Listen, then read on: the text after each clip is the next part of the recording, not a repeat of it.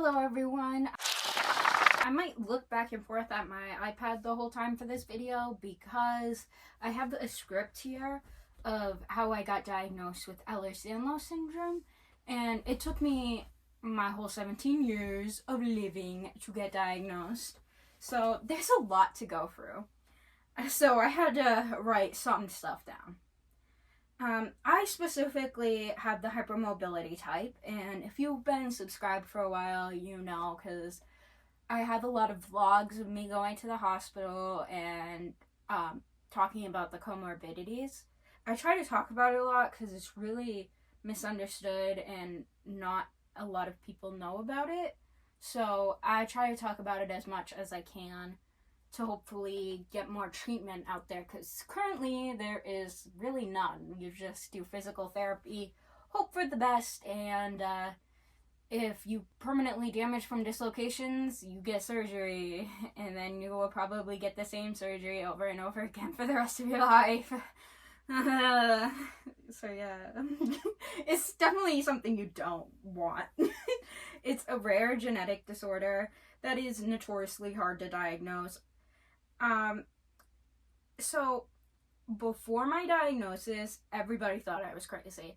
My mom was the only one who didn't think I was crazy, but it didn't really help because the doctors kept sending me to psychiatrists and psychologists, or before I could even speak, she was told I was just a colicky baby and I'd grow out of the crying and the screaming, because all I ever did was cry and scream and not eat.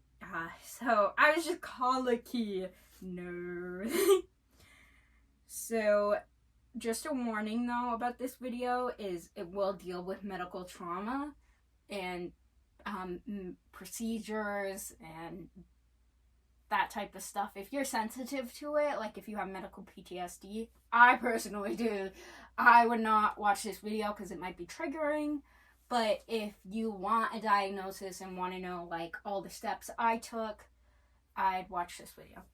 Okay, so my first symptoms were stomach pain and joint pain. I've had issues since I was born. I grew up in rural Maine though, so there was not many doctors.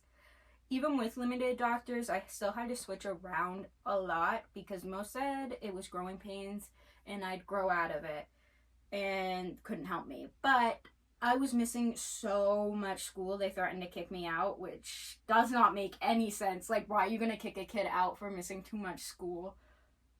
Make it make sense. I also had learning difficulties. I had dyslexia. Well, I still have dyslexia. But it's not as bad as it used to be, because I was in like special education in Title I, and I still couldn't hold a pencil right. I still can't, but I don't have like the proper muscles to hold a pencil right, and that was never like a thing for some reason that people noticed. I mean teachers definitely noticed. They forcefully tried to wrap my hands around a pencil and like get me to write right, but it was so painful I couldn't do that. So I have my own unique way of doing it, and that upsets a lot of teachers. Luckily, I'm not in school anymore, so I don't have anyone trying to force me to write the correct way. I also write backwards. Like, you're supposed to go from up to down when writing, but I write from bottom to up. I don't know about that connecting the way I write, but the way I hold a pencil is definitely connected. I also had a failure to thrive, which meant I was shorter, skinnier than I should have been for my age. I had chronic constipation and vomiting as well. So I was sent to a gastroenterologist, I think when I was like 8. I was forced to have 2 caps of Miralax a day, which is actually very unhealthy. But as an 8-year-old, I was not doing my own medical research, and neither was my mom, because at that point we trusted doctors. Definitely not what I know now. Don't trust any single doctor. It never hurts to get a second opinion, even if they think they're always right. Because for some reason, a lot of doctors have a superiority complex and they just think they could never be wrong. But it happens A lot. For some reason, my issues were blamed on anxiety before I could fully form words. So the full treatment plan was 2 caps of Miralax a day, weekly therapy, sitting on the toilet for 30 minutes after I ate dinner to promote my stomach working. I don't know. I just know I read a lot of Junie B. Jones on the freaking toilet. I don't understand the logic. You can understand why I have medical PTSD if that's how I was treated as an 8-year-old. Warning, things are about to get gross. We're gonna discuss poop. So if you can't handle that, stop watching. However, if you have Ehlers Danlos, you have probably experienced similar things, so you wouldn't be that grossed out. Obviously, I did not get better with therapy and Miralax. So they ordered a stool sample. Disgusting. Basically, you have to poop in a freaking tin? No, not tin, like a plastic bucket, and then scoop the poop into a jar with liquid in it. I don't know. They're weird. My sample was bad. There was a lot of blood, and triggering stuff is about to happen to me. The gastroenterologist performed a thorough rectal exam, and I didn't understand what was happening, and I'm still kind of scarred by it because I was 11, and my mom had to hold me down, and I still remember screaming about it. You may wonder how I can talk about this with just smiling and pretending it's no big deal. That's exactly how I do it, because if I don't smile about it, I will cry. So it's better just to be like, haha, that was weird. So often when I'm upset, I just laugh. It's weird. Though they didn't find any like hemorrhoids or stuff for the exam, so they ordered a colonoscopy and endoscopy, and I was supposed to do that because they couldn't figure out where all this blood was coming from. And they thought I might have like Crohn's or something. I did not, but they found a lot of gut inflammation and found out I was lactose intolerant. They thought I could be actually allergic to dairy, so I was sent to an allergist. And the allergy test was actually kind of cool because you get 15 shots in each arm, and you get like all these bumps on your arm, and if they like swell up, you are allergic to that thing. I wasn't allergic to any of them, but I had like all these, like, my skin was, if you have Ehlers, your skin tears very interestingly. It scars and it's bad. So I had like all of these like wounds for such a long time, and for some reason I thought they were the coolest thing. I'm showing my classmates, I'm like, guys, I bet you guys have never had 30 freaking shots at once. You jealous? No, nobody's gonna be jealous over that. It's really no wonder I was bullied. I also showed my colonoscopy and endoscopy pictures to my classmates, and they were disgusted. And really all this is making sense because they'll give you the pictures from your procedures to see what the inside looks like. They were not pleased. Anyway, I was sent to an allergist, couldn't find anything, but they still recommended I cut dairy out of my diet, so I continued to miss more school. Not growing, constant joint injuries. I still continued therapy weekly, and cutting the dairy out really wasn't helping. My mom was scared I'd get taken away because I was in and out of hospitals with constant sprains and dislocations. Some notable ones are when I sprained my freaking spine doing the push-up test. You know, like the pacer kind of sections where you have to do the sit and reach and the push-up test. I sprained my back doing the push-up test, and my PE teacher did not believe me, and so after PE I went to the nurse, and the nurse like just sent me home, and my mom took me to the hospital, and they were like, whoa, her spine is so misaligned, she needs to go to a chiropractor. And then I was sent to a physical therapist as well. Yeah, at like age 11 I'm seeing a chiropractor and a physical therapist. And then another notable one is when I was putting on a t-shirt and I cracked my neck and it got stuck and my ear was like stuck to my shoulder and I couldn't move. And my mom's like, there's no way you can't move from just cracking your neck and putting on a t-shirt. And to be fair, I probably wouldn't have believed me either because that is an insane thing to happen. So she sent me to school and then one of the teachers was like, you are bent so unnaturally. I have not seen anything like this. Go to the nurse. And the nurse was like, oh my god, you need to go to the hospital. And then I went to the hospital. It was a terrible, terrible muscle spasm. Like, my neck was like gonna break. They couldn't move me without like possibly breaking my neck. So I was put on IV muscle relaxers, and like I knocked out after that because those were a heavy dose of muscle relaxers. And again, I was a very small underweight child, and so those knocked me out. Don't remember anything after that, but I went to physical therapy for another month. So yeah, my mom was like really giving up on doctors because this obviously, stuff like that is not normal, and they just kept telling me over and over again, it's growing pains, she'll grow out of it, and it's just anxiety. Keep going to the therapist, keep taking the anxiety meds that they gave me when I was like 11. Yeah, my parents also had like a really big fight over me being on anxiety meds at that age. Anyway, my mom took me to a homeopathic doctor because the medical system was failing us and we were in debt because of all the hospital visits. The homeopathic doctor put me on probiotics for gut health and did a food sensitivity blood test. He told me to cut gluten and continue to cut dairy. And guess what? I still didn't get better. I was insanely depressed as a 12-year-old.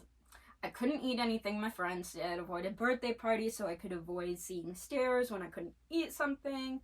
I stopped getting invited. Some people called me a pity case. Like, I would get texts from people telling me I was a pity case, or why did people invite me? And it was awful. I was cyberbullied.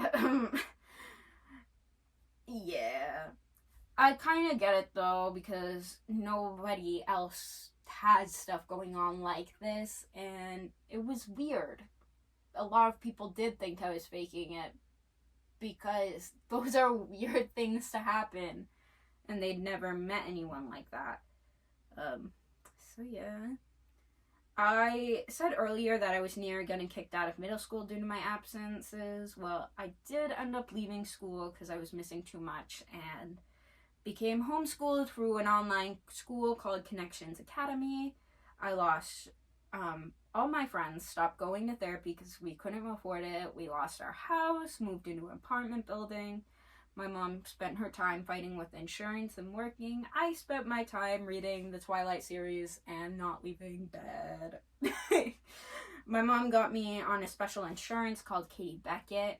It's designed for sick children because when you're chronically ill, you can't afford all those co-pays.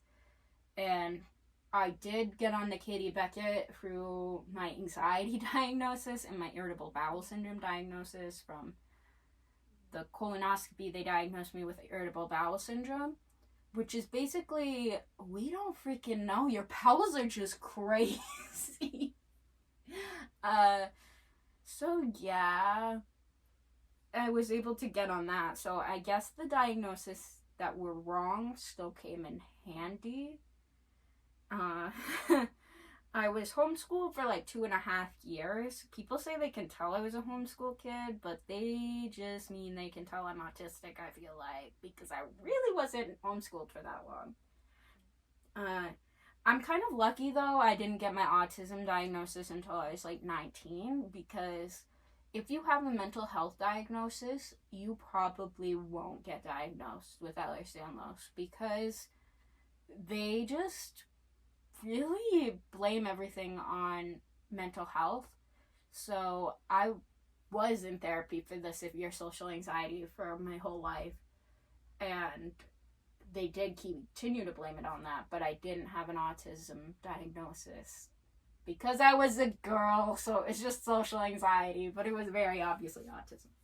Besides the point, though, I was determined to go back to high school and experience something, because I already felt like I was missing out on everything by being homeschooled.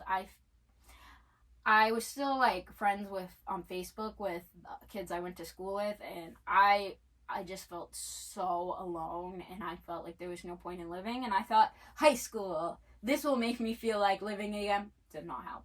It actually made it worse, but that's, again, not the point, because, yeah, I continued going to the hospital, and the high school gave me more injuries because of the campus. It was an open campus. I would fall a lot more outside. And then also, the gym teacher freaking hated me. And he would always bring up my absent father and be like, if your father was around, he would have let you participate in gym. Mind you, I got injured in gym and was on crutches, and that's why I stopped participating. But whatever. If my dad was around, he'd rip those crutches right out from under me and force me to participate in gym. I continued to lose weight and avoided eating in the cafeteria because I would throw up after eating. And there were rumors I had bulimia, which I did not.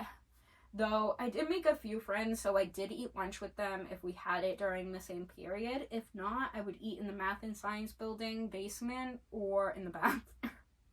God, this is so sad. But this is my diagnosis story. It's gonna be sad. I could have walked home, but I was usually in too much pain by the middle of the day to do so. I started to see my gastroenterologist more often after I was in the hospital for swollen lymph nodes. I couldn't eat, and the pain became so bad. The hospital said it was textbook appendicitis. I had a fever, I had pain, I had a swollen abdomen. They said if they didn't have the technology they did today, they would have just taken it out. However, the CT showed my ileum, a part of the intestine, was extremely swollen. I was given IV antibiotics, sent home with more antibiotics, and I was given another endoscopy and colonoscopy. And the swelling was gone due to the antibiotics by the time they did the colonoscopy and an endoscopy. So yeah. They, again, were like, anxiety, it's just probably an infection, you're more sensitive, probably irritable bowel syndrome caused you to be more sensitive, blah, blah, blah. Basically, we don't freaking know still. My pediatrician that I had retired, and I got a new one fresh out of interning. Yay! My mom caught her up on my complex history. My mom said, show her the bone thing. And it was just me cracking my joints. I would show you, but I've been told to stop doing it because it's dangerous, and it can, the more you dislocate, it's like a rubber band, so don't do it on purpose because eventually it's gonna snap. So yeah, I showed her that I can like crack and pop my joints like off to the side, and she's like, gasped, and my mom's like, see, it's not just growing pains, right? And the doctor is like, no, that is not growing pains, that's definitely not. Oh my god, I felt so vindicated. She looked closer and said, that's definitely not. Yeah, she said, have you ever heard of Ehlers Danlos? And I was like, no, never. And that's kind of like blew my mind that when researching it, everything in my life made sense. Unfortunately, I'd like to say my life changed there, and I had all the answers now, so everything was normal. However, she is a pediatrician. She can't diagnose Ehlers Danlos and can't get me help I need. She said I would have to see a geneticist, and that unfortunately takes a really long time, especially if you live in Maine with, I said earlier, there's like no doctors here. We researched Ehlers Danlos and everything made sense. Also, we saw a ton of comorbidities, and one sounded just like my life that I had been dealing with the whole time with my weight loss and my throwing up and the failure to thrive. It was gastroparesis. It also the constipation and the like swollen abdomen that I constantly have. And so next time we saw my gastroenterologist, my mom brought up gastroparesis, and she's like, no way you have that. Nobody has that. If you did, you'd have to have diabetes. There's no way you have it. And my mom's like, fine. I want you to mark down that you refuse to test her. And guess what? She's like, fine, I will freaking test her. But don't be like upset when it comes back negative. And guess what? It came back that I had severe gastroparesis. And she refused to call it gastroparesis once we found out. She would call it delayed gastric emptying, which is also another name for gastroparesis, but she would never say I had gastroparesis. And she put me on ciprofloxacin and sent me on my way, and then like never wanted to follow up. It was certainly something. I don't know. Some doctors just like really hate being wrong, and especially when their patients are right. So yeah, the test for gastroparesis is like eating some radioactive food and getting your stomach scanned every 30 minutes to see where the radioactive particles are. So yeah, and no genetics would see me in Maine because they don't treat Ehlers Danlos, or they just don't know about it. Portland said they would see me if my eyes were checked and my joints and hypermobility were measured. My eyes were normal, however my joints were way past their limit. Like, it was dangerous how far I could bend. And my pediatrician and doctors sent over all this information, over 50 pages of like my history. And then they said they still wouldn't see me. I don't have enough documentation. Oh, were my doctor and my therapist livid for me. So my pediatrician was fed up with all the people like not seeing me, and so you sent a referral to Boston Children's, which would take like 4 hours for me to drive. And that is if my insurance covered it, because there was no way we could go if my insurance wouldn't cover this, because Boston Children's is expensive. It's one of the best hospitals. So luckily my insurance did cover it, but the referral process in Maine is so freaking slow, especially if you're going to like another state. I don't know. And also, but it's crazy though, because I got in faster in Boston Children's than I would have like any doctor here, because the wait time in Maine is probably like a year to see a specialist, sometimes more, whereas I got in to Boston Children's in like 6 months after that referral was sent. So that was crazy. And during this waiting time, that took several months though, I was a junior in high school by this time and was 16. I may have struggled significantly with my studies and stayed up way later than I should. And I was also doing other people's homework for some reason. They thought I was smart. Dude, I was in special education. Why you want me to do your homework too? But I was bullied into it, okay? However, how much I struggled, I always excelled in art though. So that was like my life. That was the one thing I was good at doing, and I would do it no matter how much it destroyed me. And for this competition, I had to dress nicely, and for some dumb reason, I wore heels.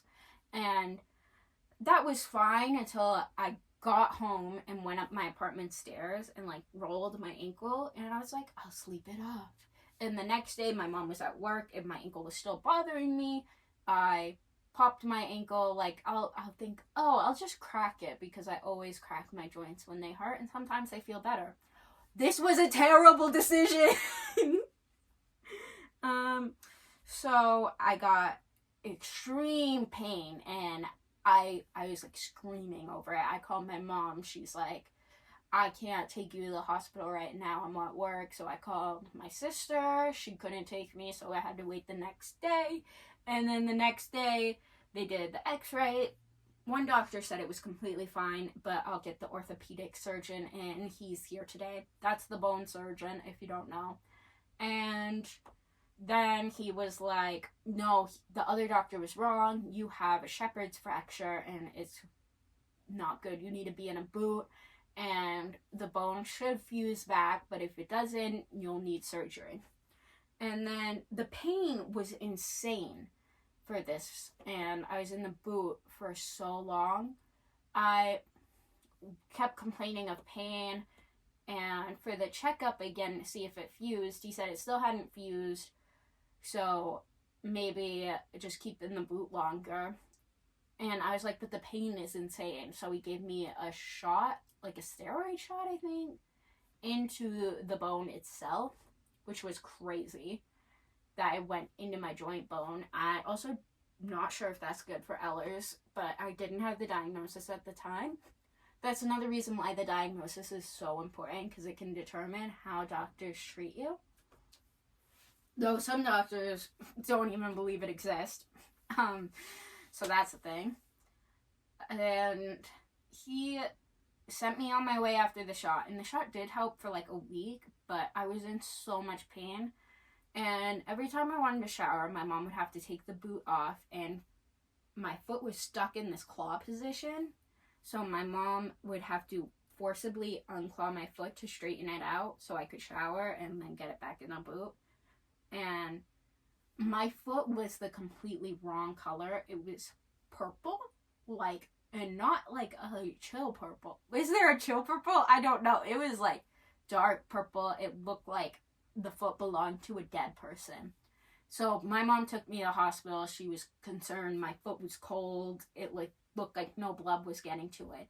And we went to a different hospital because the same hospital kept telling us the same thing, that it's just a fracture. It will fuse when it fuses, or she'll need surgery. And then so I go to the new hospital and they get an x-ray.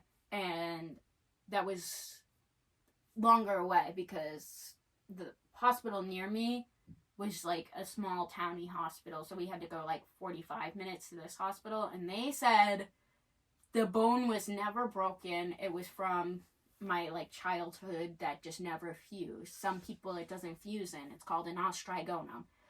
What I'm seeing here is extreme nerve damage from being in the boot for so freaking long. You need to see a neurologist immediately.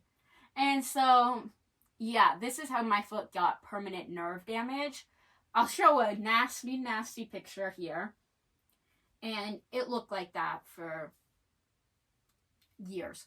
I had to go to physical therapy for a year and a half to learn how to walk again. That was crazy. So yeah, Ehlers Danlos diagnosis would have helped then. So in the middle of all this, I go to Boston Children's. I'm on the crutches, but I've now been diagnosed with chronic regional pain syndrome as well. And I go to the geneticist, and they're like, that could be from the Ehlers Danlos, because chronic regional pain syndrome is a rare thing that happens, but it's common with people who have Ehlers Danlos. And I'm like, great! So this whole freaking time, this whole answer had been in front of me, and none of you people figured it out. And now I have permanent nerve damage in my left foot still. But at least I can walk now. During the genetics test, they took my spit because there are 13 types of Ehlers Danlos, and they thought I might have classical. I still don't know if I have classical or hypermobile, to be honest with you, because they took my freaking spit and then they freaking lost it somehow. So, yeah, they just say I have hypermobile because they lost my test. And this is Boston Children's, mind you.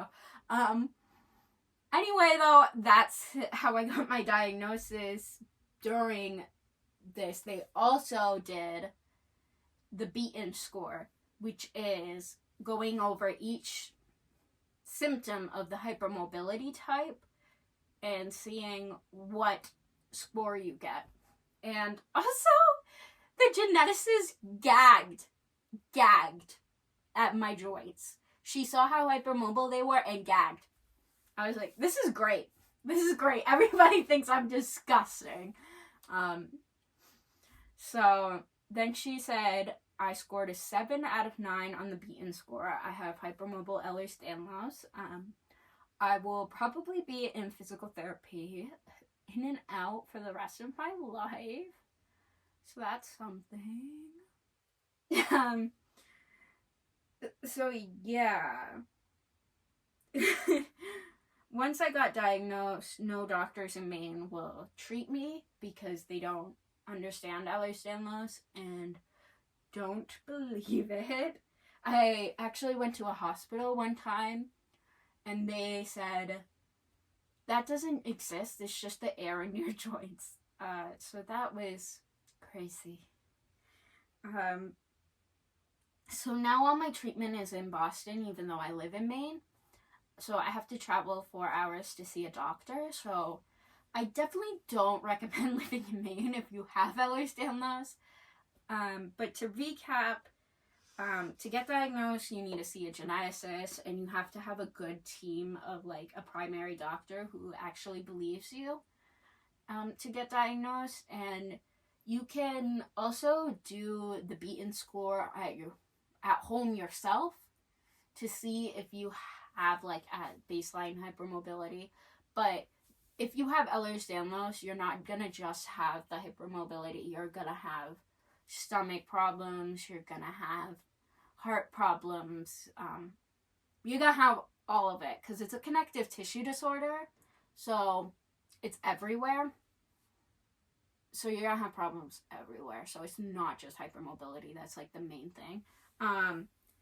But to remember, though, don't appear too smart in front of your doctors because then it will make them angry and hold a grudge against you and purposely not diagnose you. Shout out to my gastroenterologist in Maine. Thank you! Anyway, that is my diagnosis story. How I got diagnosed with Ehlers Danlos and gastroparesis and chronic regional pain syndrome. After, I also got diagnosed with postural orthostatic tachycardia, also known as POTS, but that's, I guess that could be another story. Anyway, thanks for watching, and subscribe for more art and disability content, and most importantly, everyone, stay weird. Bye.